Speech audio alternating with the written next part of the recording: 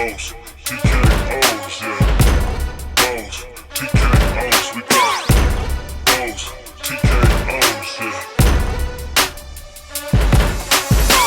Bows, TKOs, we got bows, TKOs, yeah. Bows, TKOs.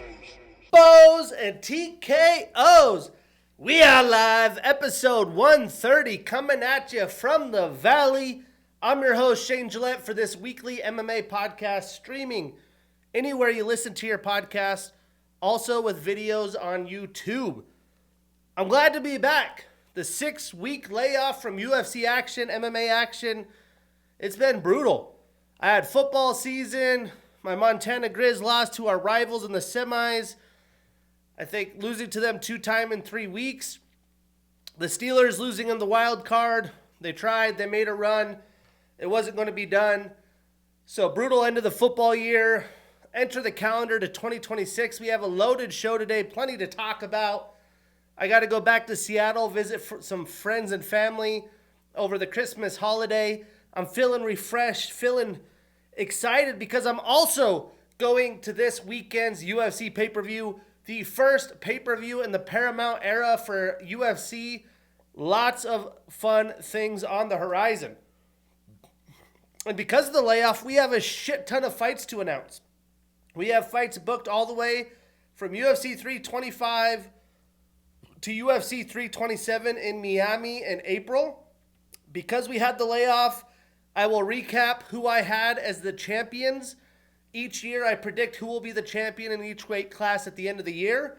I will see how I did on 2025's record. I'll go in and predict 2026. We have some news outside of the UFC. We have the Jake Paul fight we can recap. Some PFL news. The Real American Freestyle Wrestling, the RAF events. And then, of course, preview the big dance, UFC 324. So let's jump right in. Some fights that have been announced. So the interesting thing with the 6-week layoff is we get back-to-back pay-per-views. Next weekend, we have Rong Zhu out of his bout against Quillian Salkield. He is taking on fellow Aussie Jamie Malarkey January 31st in Sydney for UFC 325.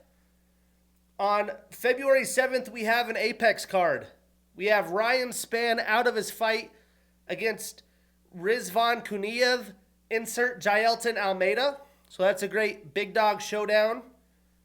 We have Bruna Brazil taking on Ketlin Souza February 7th. This fight I'm really excited about. Part of the cousins and brothers. We have Said Nurmagomedov taking on Javid Basharat. And again, this will be in the Apex and the Meta Apex. The UFC coming to terms with Meta on the brand rights. I think you've seen them at the events wearing the Meta glasses as well. We have Muin Gafurov taking on Jacob Wilkaltz. Alex Morano taking on Danil Doncheko. Pretty excited to see what Danil can do in that fight. Moving to February 21st, this will be going down in Houston, Texas. We have Ramiz Brahimaj taking on Punahele Soriano. Absolute banger. We have Carly Judice taking on Juliana Miller, former Ultimate Fighter champion. We also have another banger, Chidi Njoakwani taking on Carlos Leal, certified scrap. In the bantamweight featherweight division, we have Dan Ige and Melquizil Costa as he tries to insert himself into the top 15. Also on the Houston card, we have Nora Cornell and Jocelyn Edwards. Yair Devalle taking on Jordan Levitt. And then Austin Vanderford taking on Jean-Paul Lebaznoyani. That sets us up for UFC Mexico. We have Cheeto Marlon Vera taking on David Martinez. That's February 28th at the end of February. I mean, Marlon Vera, a proven fighter taking on that young up-and-comer, thrown right into the deep end. We have Daniel Zellhuber taking on King Green. So Daniel Zellhuber fighting Michael Johnson, now King Green, getting the veteran showdowns. And then Christian Quinones taking on Chris Moutinho. Probably that'll be a fight for their UFC roster spot. Turning into March, For UFC 326, we have Renato Moicano taking on Brian Ortega. Really excited to see Brian back in the octagon. And then we have Gregory Rodriguez filling in for Paulo Costa in a rematch against Bruno Ferreira, as Paulo Costa is moving up to the 205 light heavyweight division. We have Cody Garbrandt taking on Xiao Long. Caio Braulio taking on Renier de Ritter. Major fight there. We have Cody Durden taking on Naim Jargal Tuma Dembaro. We have Rob Font taking on Raul Rosas Jr., the young stud getting a chance at the top of the division. We have Gaston Bolaños taking on Ju Sang Yu. And Luke Fernandez taking on Rodolfo Bellato, as well as Sumaderi and Jesus Aguilar, all at UFC 326. Then on the March 14th card, we have Bruno Silva taking on Yoni Kavanaugh. That should be a scrap. Bia Mesquita taking on Montse Rendon. Josh Emmett and Kevin Vallejos. That's an absolute scrap. Umar C. and Ian Kutalaba. Brad Tavares and Eric Anders, two vets going at it. Vitor Petrino and Kennedy and Shekwaku, two guys new to the heavyweight division. And then on March 21st, this will be the UFC London. We have Iwu Baranowski taking on Austin Lane. Mason Jones taking on Axel Sola. We have Roman Dolidze and Christian Leroy Duncan as he fights in the top 15. Then the next fight night in UFC Seattle, we have hometown Michael Chiesa taking on Carlston Harris. Israel Adesanya taking on Joe Pyfer. Absolute banger. We have Mansour Abdul Malik taking on Yusri Belgori. Chase Hooper taking on Lance Gibson Jr. Chase is also from the Northwest. We have Marcin Tybura taking on Walter Walker. Casey O'Neill taking on Gabriela Fernandez. Alexa Grasso and Macy Barber. Alexa originally booked against Rose this weekend. She takes on a very good Macy Barber. Should be a great fight. For April 4th, we have Azamat Bakoev taking on Treyshawn Gore. Virna Jandaroba taking on Tabitha Ricci. This will be at the Apex. And Dana White Contender Series, Red Hawk Academies, Tommy McMillan, 406 represent, taking on Manolo Zecchini. And then UFC 327 in Miami, we have Tatiana Suarez and Lupi Godinez. Azamat Murzakanov taking on Paulo Costa as he moves up. And Dominic Reyes taking on Johnny Walker. I didn't look at this, but I'm intrigued. I believe it's just consistent back-to-back action for the UFC many weeks in a row. So let's take a look. So we have, let's see, 1, 2, 3, 4, 5, 6, 7, 8 weeks back-to-back as of now. And we haven't had the schedule after April released yet, but I think that's as far out as it goes to the end of March. And a lot of location-based fight nights. Seattle, London, another pay-per-view in Las Vegas, Mexico, Houston, Sydney. You love to see it. So lots of fun stuff in Q1 for UFC as they move to the Paramount era. In other UFC news, we have Jimmy Crute rupturing his ACL. He will be out of next weekend's UFC 325 against Dustin Jacoby. Hopefully Dustin gets a new opponent. Brutal for Jimmy Crute, who's been battling injuries most of his career. But let's talk about the champs. Let's see how I did rewinding the clock, future looking in 2025. I don't count this much of a loss, but in the flyweight, I did have Alexandre Pantoja as the champion. I have to count it as a loss, but really I'm not. I thought he was going to fight once a year. I thought it was going to be Brandon Moreno Albazi fighting Pantoja, but Joshua Van jumped up.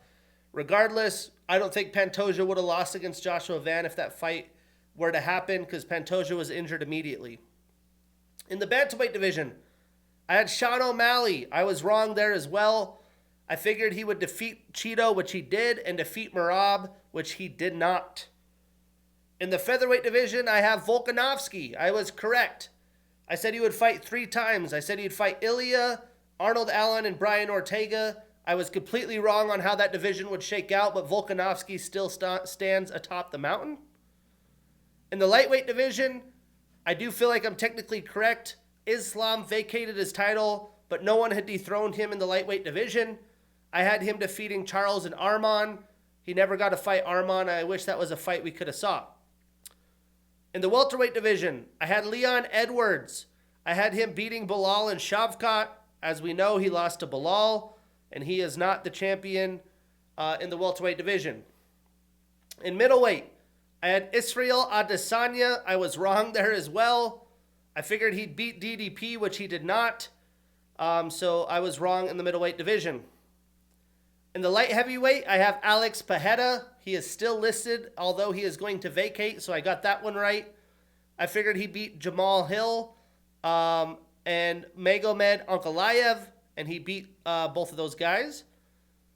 In heavyweight, again, although correct, kind of doesn't feel like it's correct. I had Tom Aspinall, and with the eye, it seems like there may be another interim heavyweight fight.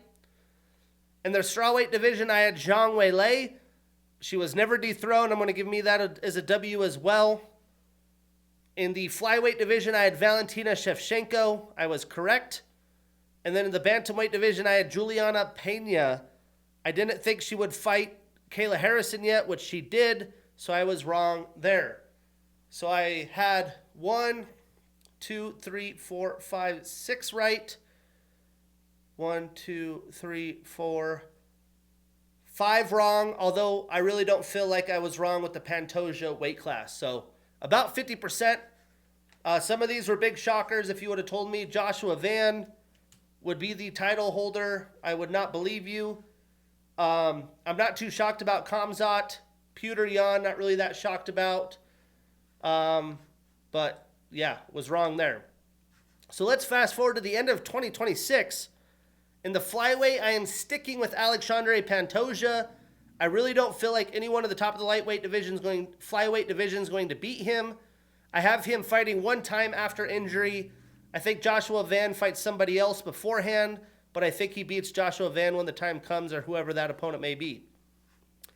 In the bantamweight division, I have Umar Nurmagomedov.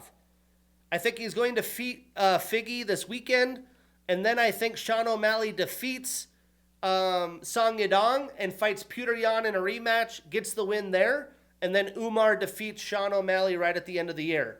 So that is my prediction. In the featherweight division, I say Volkanovski stands strong, although I'm sure this will be the last year he's there. He may even retire, as I think he beats Diego Lopez again, and then maybe he fights somebody like Movsar Evloev. Maybe, I don't know. I mean, Movsar and Arman, I feel like, are getting highway robbed, but I would assume it would be Movsar or Lerone Murphy. In the lightweight division, I have Arman Sarukian. I think he wins twice this year, assuming Ilya fights the winner of Justin and Paddy, and then I'm assuming Ilya is going up to fight Islam. He's made that vocal many a times. So in that instance, Arman has an interim against somebody, and I think that he is the winner. In the welterweight division, I have Islam Makhachev. I have him fighting twice. Whoever they give him in the next bout, my voucher was for Michael Morales. I think he beats him and then fights Ilya, and beats Ilya, and then Ilya stays at lightweight. At middleweight, I have Khamzat Chimaev. I think he fights twice, defeating Nasruddin Imavov, which should be booked soon. I expect to happen Q2 in the year. And then at the end of the year, I think he fights Fluffy Hernandez. I think that's going to be the fight, as Anthony Hernandez, I think, wins against Sean Strickland. Moving on, in the light heavyweight division, I have Yuri Prohaska. I don't like it. I just don't feel like there's a certified person to put in here. I think the interim title is going to be Yuri and Carlos Olberg. I think Yuri edges that fight out, and then get some new blood, maybe like a Azamat Murzakanov if he beats Paulo Costa, or maybe even Paulo Costa. In the heavyweight division, again, I had no idea who to pick here. We don't know what's going on with Tom Zai, how long he's going to be out. Does he fight this year or not? I'm going to say that Alex actually becomes the champion at some point in the year, but Tom fights once. It's at the back half of the year, and whoever he fights, whether it's Alex Pereira or somebody else, I think he gets that win. That's why I have him as the champ at the end of the year. In the strawweight division, I have Zhang Weilei. I think she comes back and fights Mackenzie Dern and maybe gets one more fight.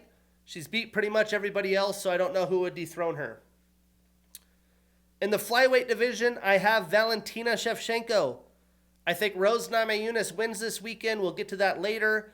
Valentina fights Rose. That's the only fight she has this year, as I think she doesn't fight till about summer. Wouldn't be shocked if we saw her on the White House card. In the bantamweight division, I have Amanda Nunes. I would have picked Kayla Harrison if it was happening this week, but with the serious neck injury, with how hard the weight cut is, it's just going to be brutal for her. She's getting older. She's way too big for the division. I think Amanda gets all this time to get in shape and prepare, and for that reason, I think they fight once this year. They hold out for that fight because there's really nothing else to make, and I think that Amanda wins the fight. So those are my options. Pantoja, pretty safe. Umar, some new blood. Arman, not too much of a shocker. Volkanovski, pretty safe. Islam, safe. Khamzat, safe. Yuri, I mean, that division's a crapshoot. Same with heavyweight. I have Tom. That's a crapshoot. Pretty positive. Zhang Weilei, Valentina. You know, maybe Valentina fights one more and loses. And then Amanda Nunes.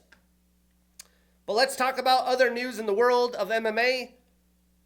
Man, how about the PFL? The CEO and the founder are out with the PFL. Supposedly, they might not even get the ESPN contract renewed, which would be detrimental to the PFL in my opinion. So the first half of this year, it will be very interesting to see what happens with PFL fighters that are close to free agents, what happens with payouts, that sort of thing. The PFL has 3 events scheduled for Q1. PFL Dubai, February 7th, where we get Usman Nurmagomedov taking on Alfie Davis. Shamil Masayev taking on Ramazan Kurgamagomedov. Jesus Pinedo's fighting. Carl Williams, ex-UFC. Taylor Lapilus. I mean, these cards are, you know how I feel about the PFL. I've given them a million chances. It just never delivers. Then they have PFL Madrid. Costello Van Steenis, the home country guy, taking on Fabian Edwards. AJ McKee fighting Adam Borix. Alexander Shably's fighting. Litton Vassell taking on Dennis Goltsov. Jake Hadley's on the card. Then they have PFL Pittsburgh. So some new cities getting events, which is fun to see. We have Johnny Eblin taking on ex-UFCer Brian Battle. Dalton Rosta taking on Impa Kasaganai. And a lot to be determined on that card. So PFL will be really interesting to see. This might be a make-or-break year for the promotion. Speaking of PFL, the former winner Movlid Kabuyalev suspended for a banned substance. And when you have a tournament and the winner gets all the money, that's got to be brutal for the PFL. Tough to see for that promotion. We had the Jake Paul Anthony Joshua recap. I thought Joshua was going to knock his head off. I feel like Joshua played into it like they had a gentleman's agreement. You can't finish me too fast, because much like the other Jake Paul fights, not much happened.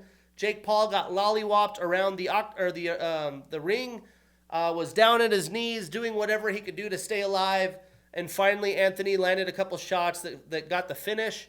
I felt like he could have got a finish multiple rounds ahead of time as he had him rocked, but he never really went to go finish. And Anthony Joshua didn't fight like the typical Anthony Joshua we've seen. Props to Jake Paul for getting that fight, but clearly he is not at that level. No shock to me. We talked about this last year, but the real American freestyle wrestling, I've really enjoyed it. A lot of ex-collegiate NCAA champions, a lot of Olympians, MMA fighters, very fun to watch. I have not subscribed to Fox Nation. I usually watch the reels. But the RAF 6 event is happening here in Tempe, and I am going to go. Henry Cejudo's wrestling. Bryce Meredith is taking on Bukauskas, former UFC flyweight. That's going to be a fantastic wrestling match. Really enjoying these events. Over the holidays, we had RAF 4, Wyatt Hendrickson, who beat Gable Stevenson with a technical fall over Mason Perez. If you're not a wrestling fan, check it out. A technical fall means they beat him by 10. They dominated.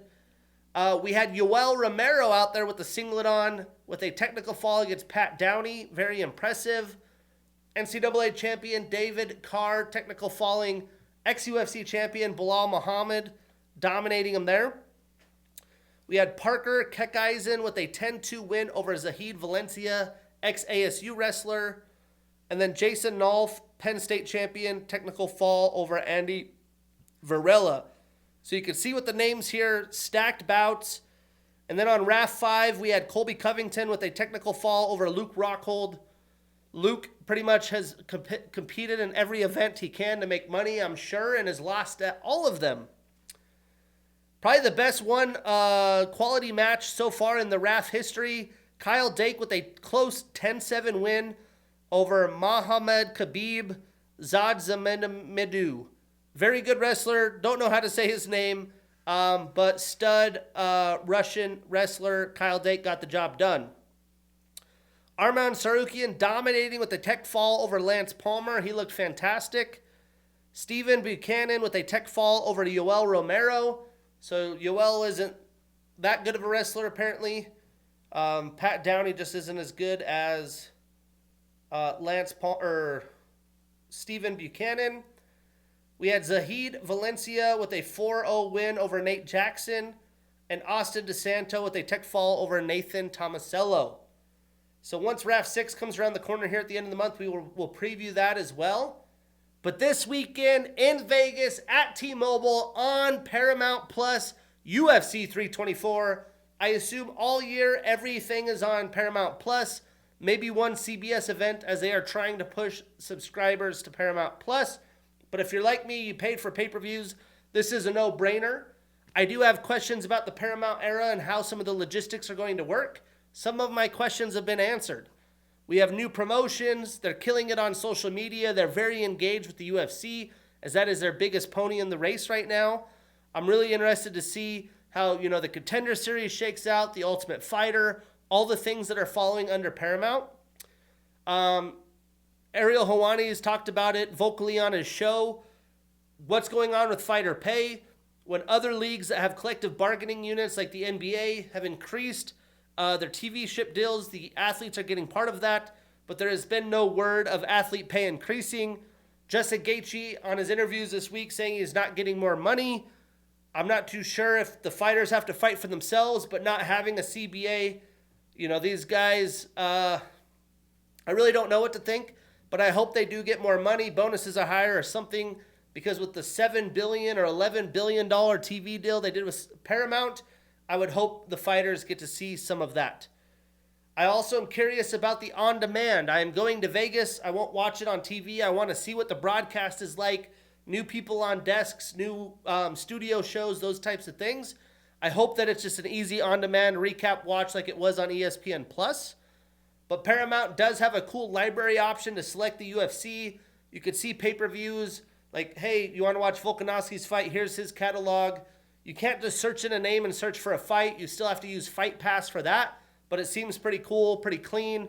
I'm liking the stuff so far.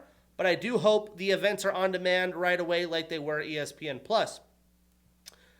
Tomorrow, we also have Zuffa Boxing. Zuffa Boxing 1, headlined by Callum Walsh. I'm not going to act like I know anything about these boxing fighters besides Callum Walsh, who dates Tabitha Ricci. Solid fighter, still young. But this will be happening at the Meta Apex. I saw tickets were about $400 for a decent seat in there. And the UFC had launched today Apex events for fans, about the same, $400 to $600 depending where you want to sit. You do get food and those things included, which is about the price of a pay-per-view event. Like I am going to T-Mobile, top of the 100 level section. I paid $500. So at least they're not, $5,000 like they used to be. Still expensive, but will be interesting to see how Zuffa Boxing does. because a lot of people have been complaining about Dana not promoting the UFC, getting excited about the UFC. You know, he has his hands in so many pots, skate league, boxing, UFC, all the things that he does. But Zuffa boxing happening this weekend as well. But let's preview the card. Again, 6 weeks off. Fight fans like myself are itching. I can't wait to see the arena, see the Paddy Pimblett walkout in person. If you have not seen Paddy's walkout, it's just like a club song, heads will roll. It's a fantastic entrance. It'll just be really cool to see in person. Losing the Kayla-Amanda fight definitely hurts this card. I was really looking forward to that. But the 5 pay-per-view main card fights, I mean, any fighter could win these. They're going to be complete chaos. I do think they are set up for violent fights with great matchmaking. You know, the prelims have a ton of fun fights on there. Some good matchmaking as well. It seems like a lot of vets versus like young up-and-coming fighters. The card does start an hour earlier, which is interesting to see in person. I feel like I have more time after the fight to go party if I wanted to. But I think only having an interim title, which I think is a Fudazi title because Armand should be fighting for it, takes a little hit to the card on my overall preview score. I do wish they backfilled the Kayla fight with a new fight, but I am previewing this a 7 out of 10. If they did have the Kayla fight, I would have gave it an 8 out of 10. There's only one fight we will not break down, and that is Adam Fugit taking on Contender Series alum Ty Miller. So let's kick this bad boy off in the early prelims. We have Ricky Pretty Turcios, 32 years old with a 13-5 record, taking on Cameron the baby-faced killer Smotherman, 28 years old with a 12-6 record. Now this is a pretty fun fight. I mean, we get the Ultimate Fighter champion, a new up-and-coming face looking to get on track in the UFC with all of his fights going to decision of late. You know, both fighters are well-rounded fighters. I think it should make for a very fun stylistic match.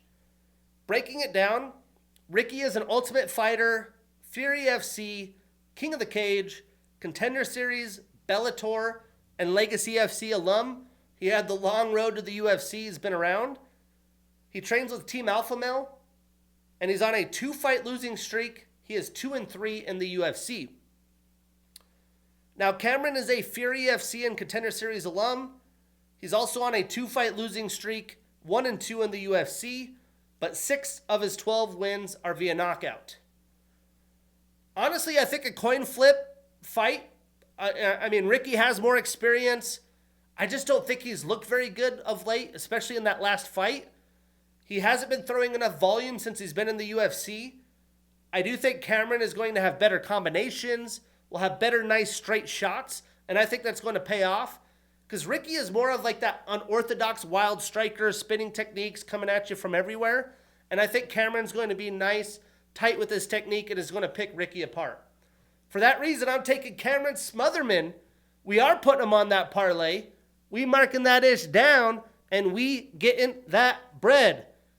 Boy, am I excited to put some betting slips in tomorrow after weigh-ins. I'll tell you that much. When I went to my last Sean O'Malley fight at the Sphere when he faced Merab for the first time, I think my ticket was like $800 and something bucks. I put $800 on Sean O'Malley. It was a brutal night. I am putting my $500 ticket price on Sean O'Malley. Doesn't win as much because he's the favorite. I got him at minus 190, but it would be nice to get some of that back.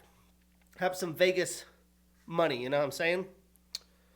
Moving on, we have Josh the Incredible Hawk Hokit, 28 years old with an undefeated 7-0 record, taking on Denzel Luke Fox Freeman, 34 years old with a 7-1 record. Hey, you know, the heavyweight division could use it. We're getting some new heavyweight blood in the mix. Both men have had some early success and are looking to get right in the mix of the heavyweight division. I mean, a win here, you're right in the top 15 probably. You know, Josh has had an interesting start coming up from the Contender Series. It seems like he could be on the fast track with his UFC career as he's already 28. You know, he's almost in his prime. And Denzel already in the middle at the edge of his prime. The time is now for him. He has to make it happen. Breaking this down, Josh trains out at Jackson Wink MMA. John Jones, former gym. He has a football background.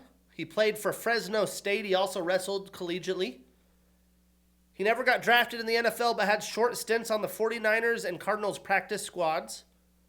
He's a Bellator, LFA, and Contender Series alum.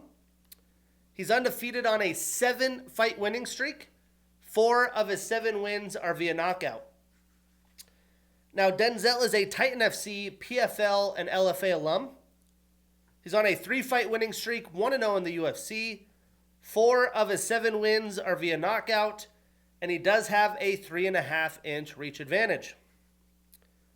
Now, Josh, we all know the game plan. He's probably going to look to take Denzel down and bring the fight to him. He's pretty aggressive with the style. You know, Denzel didn't have to grapple in his UFC debut, but back in his pre-UFC days, he did submit Steven Asplin in the LFA, so he's definitely capable on the ground. Both men, heavy hitters. That's life in the heavyweight division. You know, they're going to look to get a finish. I'm just thinking that Denzel is going to push Josh. I don't think Josh could just easily power through him, but I think he's going to find a way to outlast Denzel, taking him down, wearing on the gas tank, just kind of smothering him with volume, putting Denzel on his back foot. For that reason, I'm taking Josh Hokit. We are putting him on that parlay. We marking that ish down, and we getting that bread. Moving on. We have Alexander the Great Ape Hernandez, 33 years old with an 18-8 record, taking on Michael the Menace Johnson, 39 years old with a 25-19 record. Boy, this is going to be high-paced action. We get a veteran versus a hot fighter who's in the middle of his prime, trying to move up into the rankings because the lightweight division is absolutely stacked. I mean, Alexander's coming off back-to-back finishes. Michael's damn near 40 years old, but he is on an impressive win streak of his own. He hasn't fallen off a cliff when it comes to the age. But as I've mentioned many a times in the past with Hernandez, I hate picking him. I get worried because if he doesn't load up and time his shot, he doesn't fire off enough volume unless someone's in his face and he's able to counter. Michael very well could be that guy getting in his face and allowing him to counter, but Michael doesn't have that problem. He's kind of a reckless volume fighter, so there is a way where Michael just does enough throwing combos, land a few more shots, he could steal a couple rounds and win the scorecards. But breaking it down, Alexander trains out of Factory X. He has a black belt in BJJ. He's an RFA and LFA alum. He had the 2018 upset of the year against Beneil Dariush. Started his career on such a high hot pace, knocking out Beneil. He's on a 4-fight winning streak, 5-2 since 2023, and all of those have been at lightweight but 1. 8 of his 18 wins are via knockout, and 3 of his 8 losses are also via knockout. Now, Michael is a southpaw fighter. He trains out of Kill Cliff FC. He has a purple belt in BJJ. He has a JUCO wrestling background at Merrimack Community College. He's a Titan FC and Ultimate Fighter alum. I mean, he's an OG. He's tied with Melvin Gillard for most knockdowns in UFC lightweight history with 13. He has the 3rd most significant strikes landed in UFC lightweight history, 1,308. He had the 2017 Fight of the Year against Justin Gaethje. If you haven't seen it, go to Fight Pass, rewatch it. 10 of his 24 wins are via knockout. 9 of his 19 losses are via submission. He is on a 3-fight winning streak and is 3-1 since 2023. But looking at it, I mean, Michael's always going to make a fight a dogfight. I would not be shocked at all if he puts Alexander up against the cage. Again, does enough to win rounds on the scorecards and still the fight. But Alexander is continuing to improve. He knows what he's in for. I think we see this fight go everywhere, but Alexander is able to find the big shots and win via close decision. Again, never comfortable picking Alexander. He is very talented in his prime, but it's hard to pick a 40-year-old man against somebody in his prime. But Johnson did prove me wrong in his last fight against a very good Zellhuber. Anything's possible. I am taking Alexander Hernandez, but I am not putting this on any parlays. Moving on, we have Charles Energy Johnson, 35 years old with an 18-7 record and the number 13 next to his name, taking on Alex Perez, 33 years old with a 25-10 record and the number 11 next to his name. It's pretty wild, just looking at like face value, you see somebody's name, that Alex is actually younger than Charles, as Alex has been in the top of the flyweight division and has been with the UFC since 2017. But this is a very important fight for both men. Charles has been up and down. He is trying to stay in the rankings and have a chance at the top of the division. He has already defeated Joshua Van, the current champion. And Alex only has one win since 2020. He could be in a position where he's fighting for a roster spot. A loss here, he may have to do something else. Breaking it down, Charles trains at a Murcielago MMA. He's got a blue belt in BJJ. He's an LFA alum. He's on a one-fight winning streak, 6-4 since 2023. 8 of his 18 wins are via knockout, and he does have a 4.5-inch reach advantage. Now, Alex is an RFA, King of the Cage, Cage Fury, and Contender Series alum. He's on a 2-fight losing streak, 1-3 since 2023. 7 of his 25 wins are via submission, 6 via knockout, so 13 of his 25 wins via finish. And 6 of his 10 losses are via submission. Now, Charles, the past few years, has been booked against a lot of good up-and-coming talent. He caught Yoni Kavanaugh in his last fight getting overzealous, a very good Yoni Kavanaugh, and made him pay. He was able to do the same against Joshua Van back in 2024. He's a well-rounded fighter. He puts out good volume. Alex is also well-rounded. He's going to mix up his tack, probably look for some takedowns. But Alex has all the pressure on his shoulders, kind of back against the wall. He was doing good in his last fight against a solid Asu Almabayev until he got caught with the submission. I believe a guillotine, if I remember. But he has fought all the best talent in the world in the flyweight division. He's not going to be shy. He's going to stick to his game plan, make it a scrap. I just think that Charles with the length advantage and the reach advantage is going to be a big difference, and he's going to be able to circle and stab and do enough to win on the scorecards. For that reason, I'm taking Charles Johnson, but I'm avoiding this on any parlay where possible.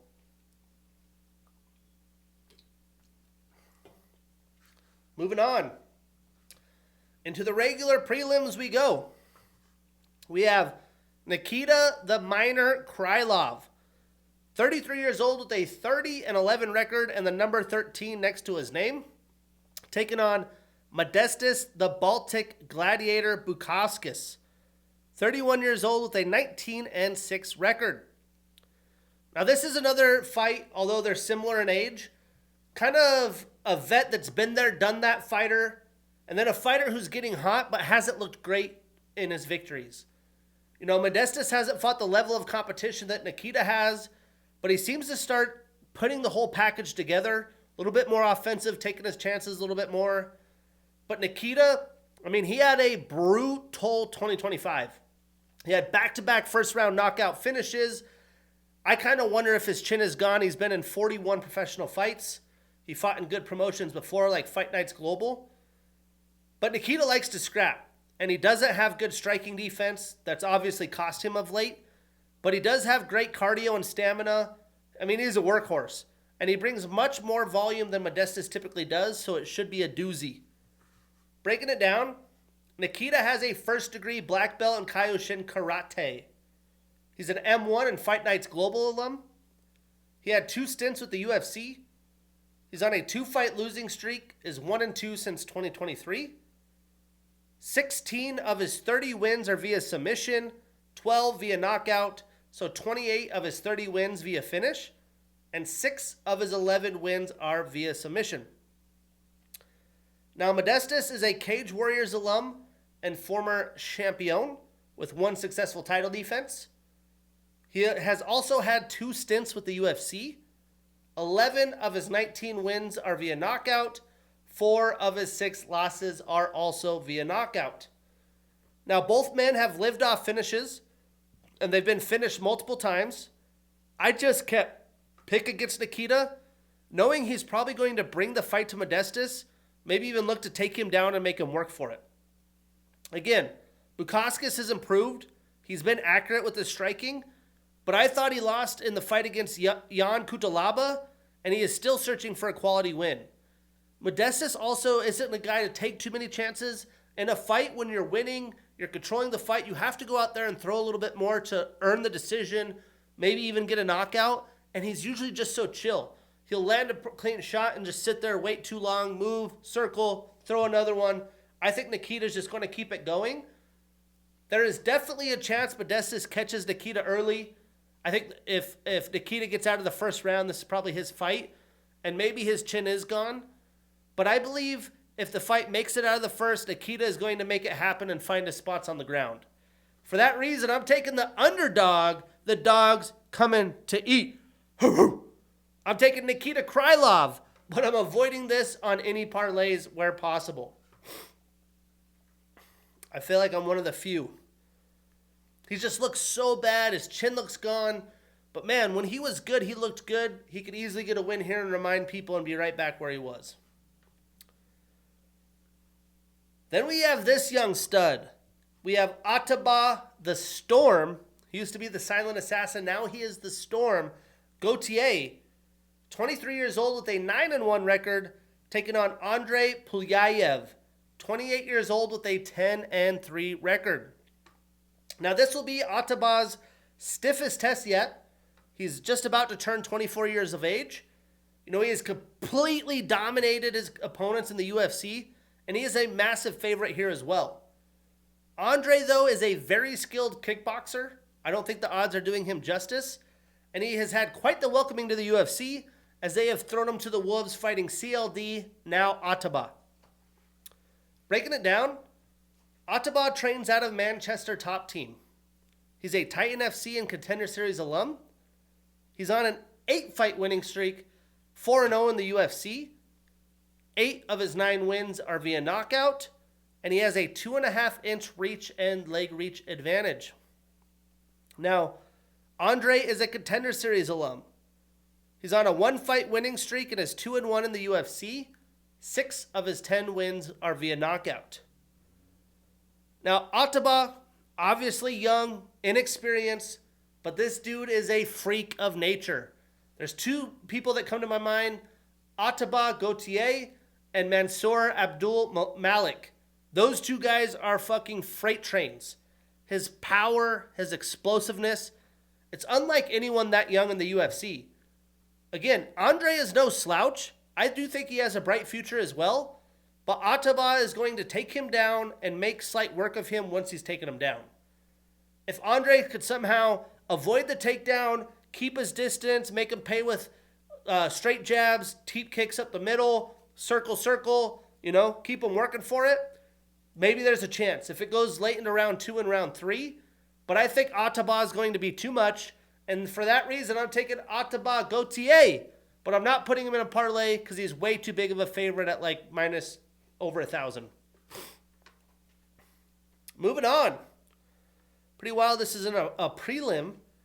We get Umar Nurmagomedov, 30 years old with a 19-1 record and the number 2 next to his name, taking on Deiveson Deuce de Guerra Figueiredo, 38 years old with a 25-5-1 record and the number 6 next to his name. Now, Figgy has fared well at bantamweight, but he hasn't been able to hang at the top of the mountain at 135, not only with the striking, but in the size and durability department. He's had to rely on grappling and winning via a much more sloppy kind of blue-collar way than he did when he was the king of the flyweight division, when he had the red in his hair and was just looked like the god of war. Now, Umar, clearly, he's a Nurmagomedov. He has amazing wrestling and is debatably Deiveson's toughest opponent yet at 135. Umar lost a hard-fought battle to Merab. He got wrestled the shit out of. He also lost to a very talented Mario Bautista. Now, Umar is talented everywhere Umar had a hard-fought battle to Merab and beat a very good Mario.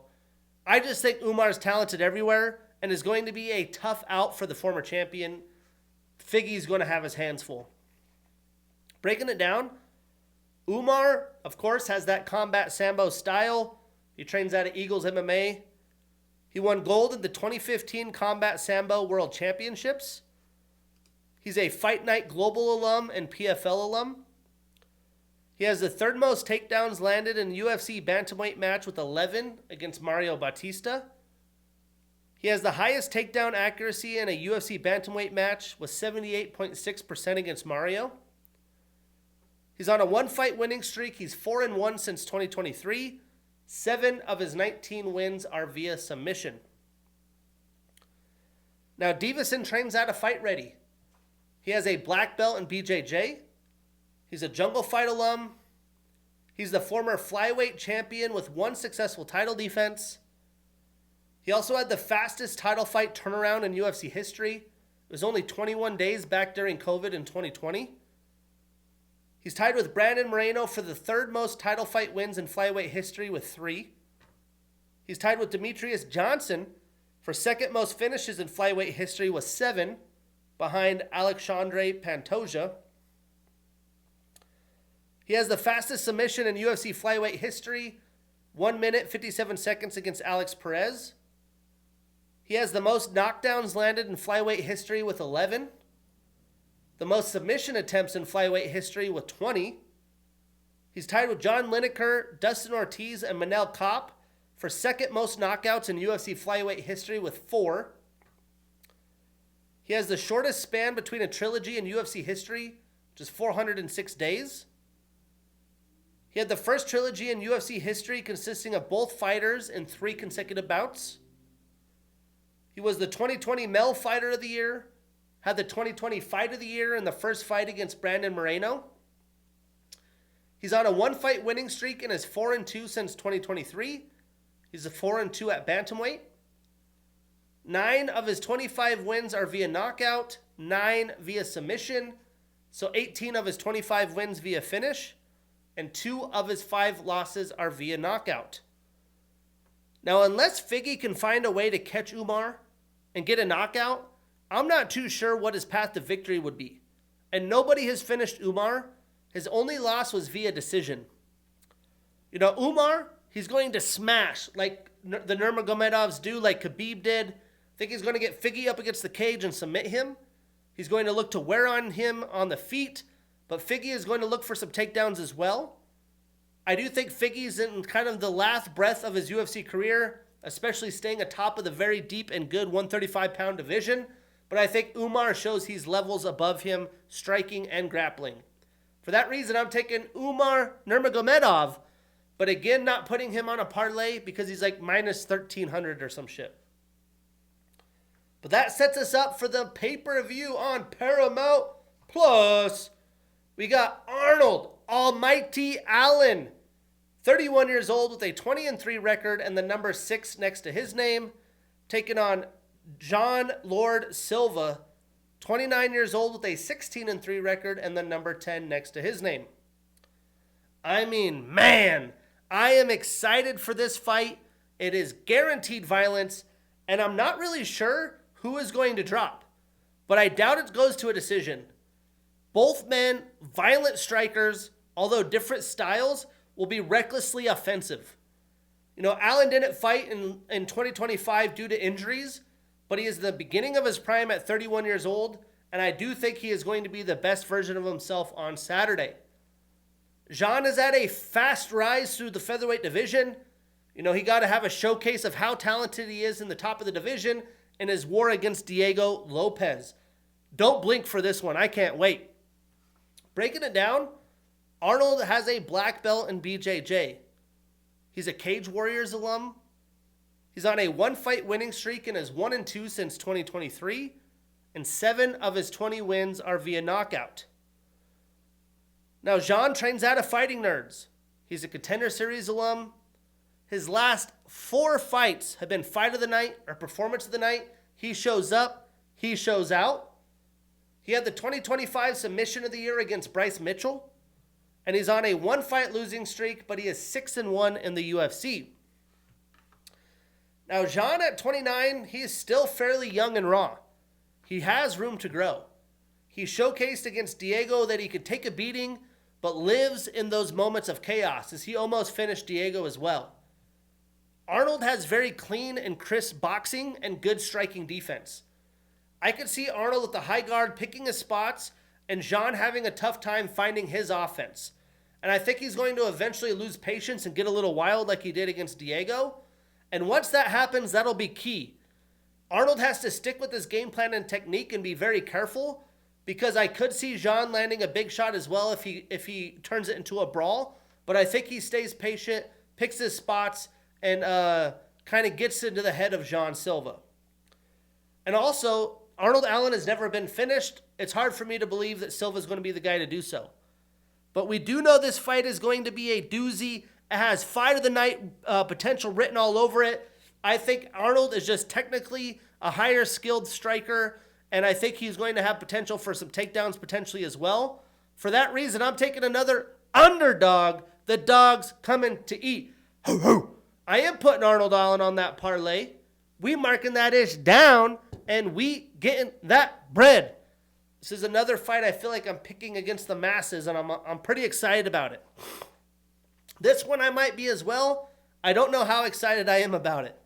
We get the former champion, Rose Thug Namajunas, 33 years old with a 15-7 record and the number 6 next to her name, taking on Natalia Silva, 28 years old with a 19-5-1 record and the number 2 next to her name.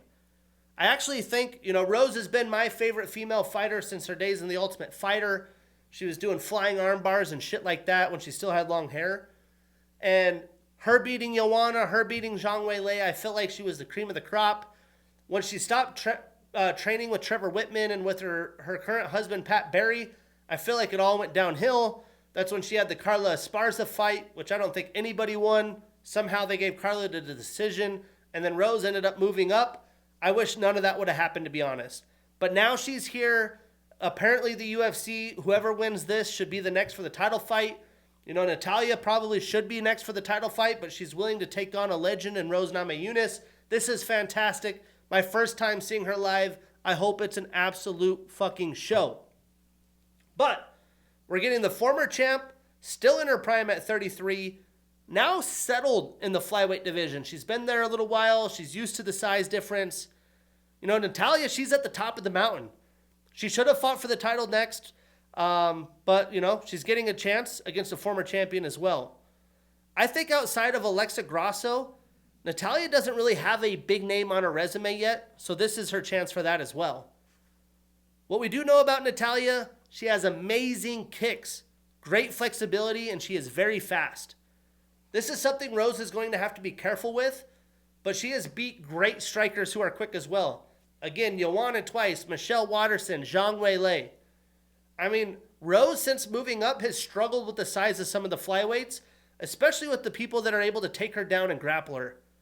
Natalia, I don't think is a threat for takedowns, but I think this being a 3-round fight could potentially favor her as well. So let's break it down. Now, Rose, she trains out of Elevation Fight Team with Trevor Whitman. I don't think she's actually a part of Elevation. I think she just one-on-one with Trevor. But she has a black belt in Taekwondo, Karate, and a brown belt in BJJ. She's an Ultimate Fighter and Invicta alum. She was the 2018 and 2021 Best Female Fighter. She is the former strawweight champ with 2 successful title defenses and 2 separate reigns. She has the 3rd most title fight wins in women's strawweight history with 4. She has the 3rd most post-fight bonuses in women's strawweight history with 6. She's tied with Amanda Lemos and Mackenzie Dern for 2nd most finishes in UFC strawweight history with 5. She's the first woman in UFC history to regain a championship title after losing it. And she holds victories over 3 former strawweight champs, Joanna Jędrzejczyk, Jessica Andrade, and Zhang Weilei. She also has the latest finish in a UFC women's strawweight bout, 2 minutes and 25 seconds in round 5. She had the 2013 Submission of the Year against Kathina Catrone, the 2013 Fight of the Year against Tecia Torres, the 2015 Submission of the Year against Paige Van Zandt, the 2017 Submission of the Year against Michelle Waterson. She's on a one-fight winning streak and is 3-2 since 2023, all of those up at flyweight. 5 of her 14 wins are via submission, and she has a 3.5-inch leg reach advantage. Now, Natalia has a purple belt in Taekwondo and a blue belt in BJJ. She's tied with Manon Fiorot and Macy Barber for second longest win streak in flyweight history with 7. She has the highest striking differential in flyweight history at 2.84. She has the highest takedown percentage in flyweight history at 91.7%. She's a Jungle Fight alum and former champ with 1 successful title defense. She's on a 13-fight winning streak, 7-0 in the UFC. 7 of her 19 wins are via submission, 5 via knockout, so 12 of her 19 wins via finish. And 2 of her 5 losses are via submission. Now, Natalia was able to defend Alexa's takedowns, and she was just difficult for her to hit with her footwork and speed, but she was able to do enough to win a close fight on the scorecards going in and out of range. Now, Rose does a really great job controlling the center of the octagon and not chasing her opponents. I mean, because of that, this could be a really fun striking battle, or even could be something like we saw with Rose and Carla, as both women might wait for their opponent to give in close distance. Because Rose is going to be in the center. Natalia's not going to want to sit in the pocket. She's going to want to circle. But Rose isn't going to sit there and chase. She's going to wait to cut her off or find her spots. So they could play that dance. I'm hoping that is not the case. Rose hasn't looked like that killer thug Rose we've come to know in her heydays in the strawweight division. And ever since that Carla fight, like I've talked about with the Pat Barry stuff and training with Trevor, I just don't feel like it's been there. But training with Trevor individually again, for the past few years, I think he will have a great game plan for her, as he's one of the best coaches in the sport. You know, Natalia, no matter who it is, she has a tricky style for anyone with her speed and footwork. But I think Rose is going to time big shots, nice combinations, and get the job done. Not many have had success with taking Silva down, but I don't think that Natalia Silva has really faced the great grapplers in the division either. Manon Fiorot, Erin Blanchfield, Macy Barber, those are the best in the division. I think Rose is going to mix in takedowns just to keep Natalia guessing, but I think she outdoes her with the striking. Natalia may throw 3 shots, but it's kind of pitter-patter, where Rose might throw a nice 1-2 and a high kick, and it's going to provide a lot more damage. I will say, being a Rose fan, you know, Rose has looked human in the back half of her fights of late. Miranda Maverick, Tracy Cortes, great examples. And I think Natalia Silva is much better. So she's going to have to be more aggressive if she wants to win, take those chances. I just have a feeling with a chance for her to fight her idol and Valentina Shevchenko and get back to the title mix, she finally has that determination. She has that commitment inside. She wants to get this win. For that reason, I'm taking another underdog. The dog's coming to eat. I'm taking Rose Namajunas, but I'm avoiding that on any parlay. Moving on, we got 3 more fights. We got Derrick, the Black Beast Lewis. My ball's hot.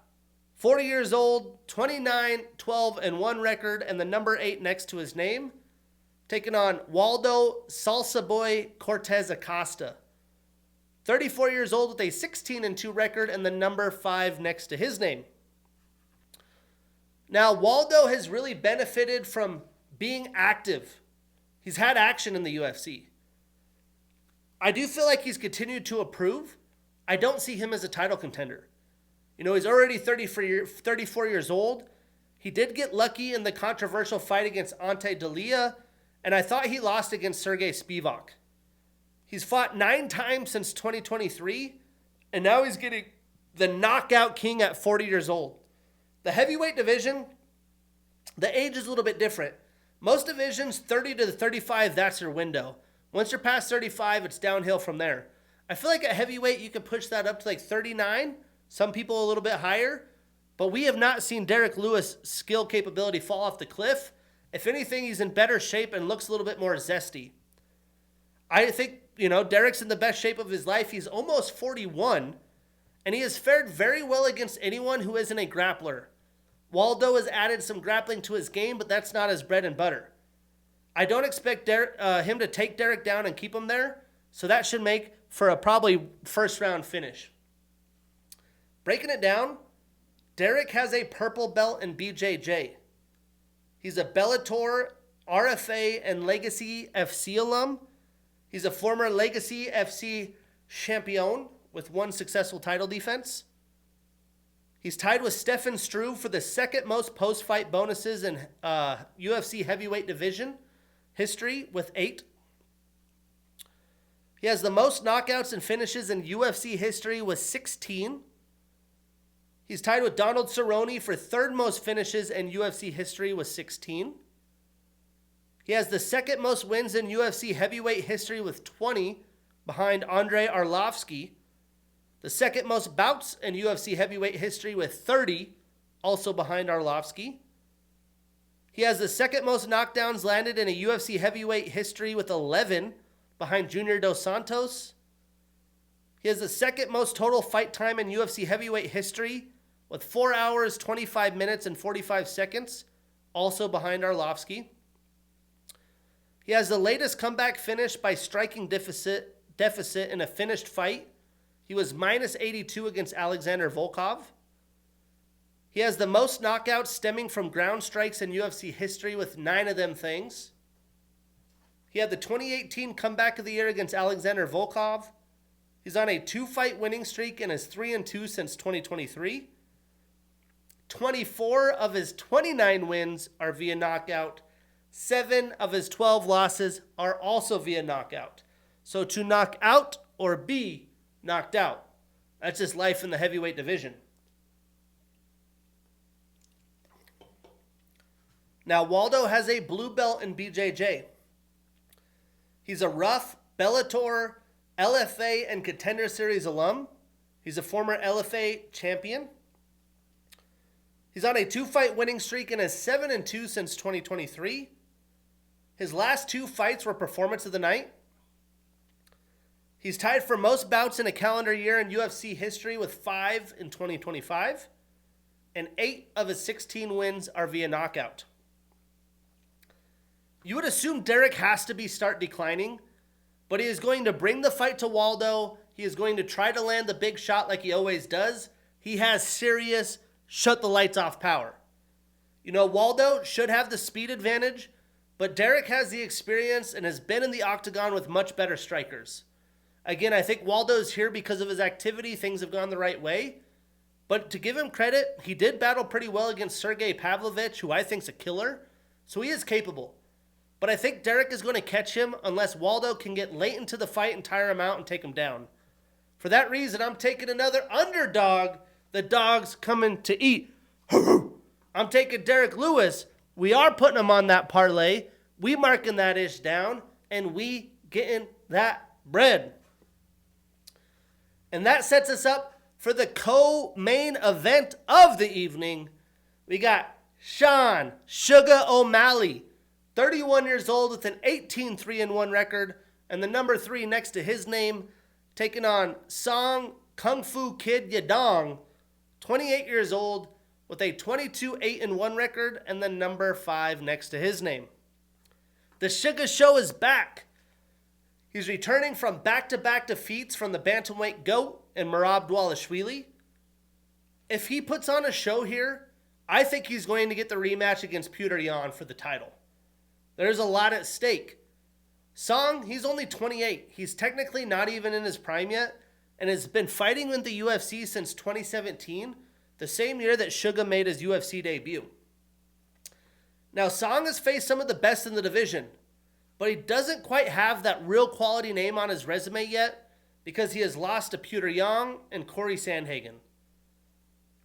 Song has added some good grappling to his game. He's been working with Uriah Faber for a few years, and he's been able to hang with those strikers that I listed earlier. He is steadily improving with his boxing and is doing well, but he is a big, loopy power puncher that has to be close in distance, and he is over swinging a little bit, And I think Suga's too much of a sniper, too quick, too long. He's going to make him pay. This is not an easy fight for either man. This should be a violent kickboxing showdown. Breaking it down, Sean trains out of the Red Hawk Academy here in Phoenix. He has a brown belt in BJJ. He's an LFA and Contender Series alum. He's on a 2-fight losing streak. He's 2-2 since 2023. He's a former bantamweight champion with 1 successful title defense. He has the most significant strikes landed in a bantamweight title fight with 230 against Marlon Vera in their second fight.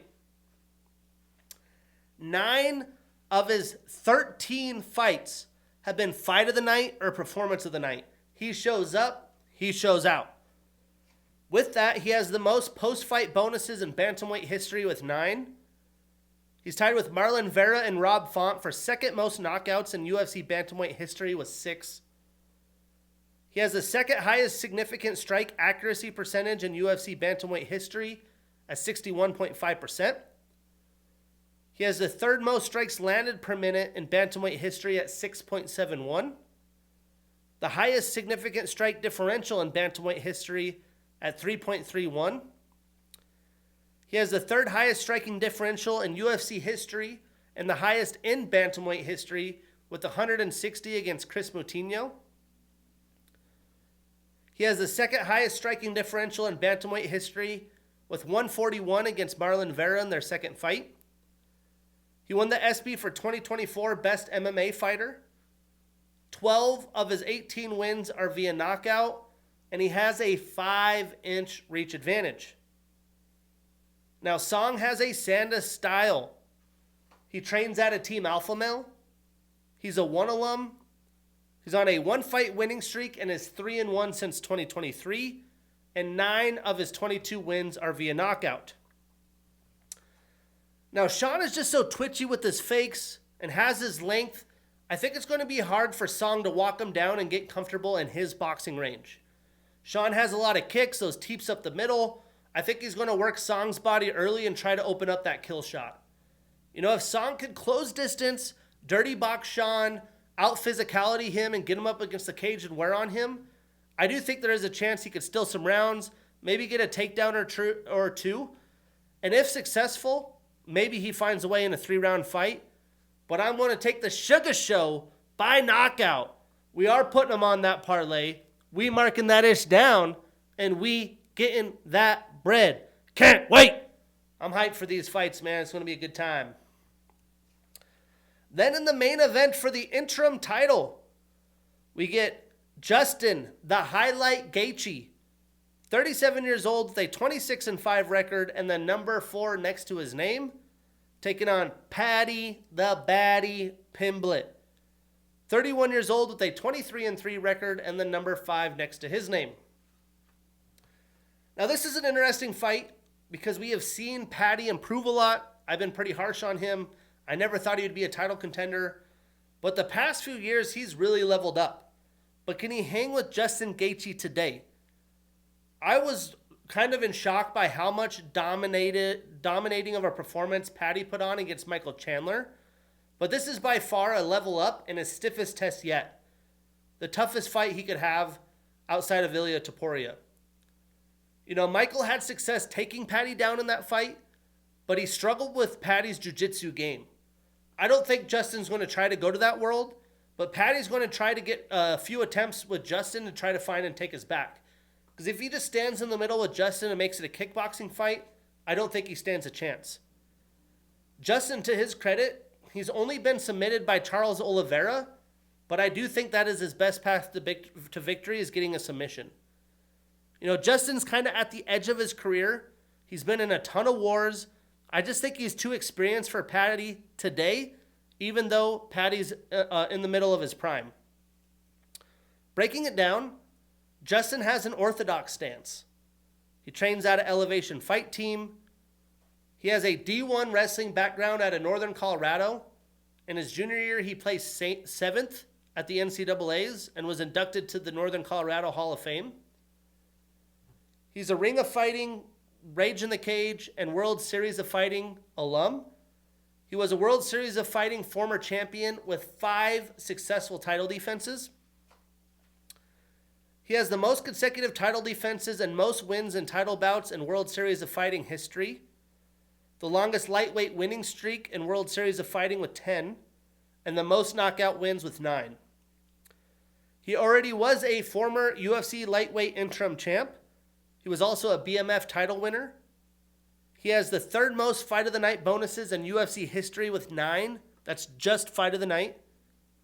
12 of his 14 UFC fights have been fight of the night or performance of the night.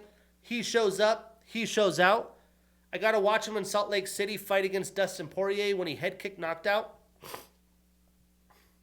He's tied with Jim Miller and Donald Cerrone for the 3rd most post-fight bonuses in UFC lightweight division history with 14. He has the most post-fight bonuses per bout in UFC history, 14 bonuses and 14 bouts. He's the only fighter in UFC history to win a post-fight bonus in each of his 7 UFC bouts. His first 7. He had the 3rd highest significant strike accuracy percentage in UFC lightweight history at 58.8%. I mean, he's been putting on shows. He's named the highlight for a reason.